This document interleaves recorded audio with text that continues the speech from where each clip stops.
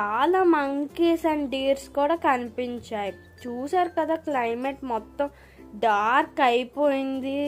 కానీ మనం కొండ మీద ఉన్నాం కదా, ఇప్పుడే సన్సెట్ అయినట్టు కనిపిస్తుంది.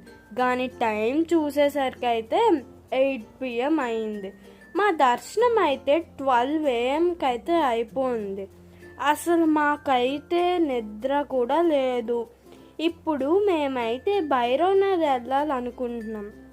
సో అక్కడికి వెళ్ళాలి. రోప్వే కోసం మేమైతే నైట్ అంతా ఉన్నాము.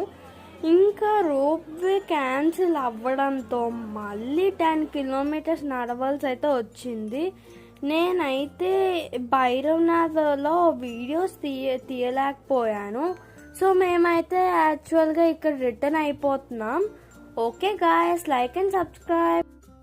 అలాగే మీరు ఎలాగెళ్ళారో కామెంట్ చేయండి.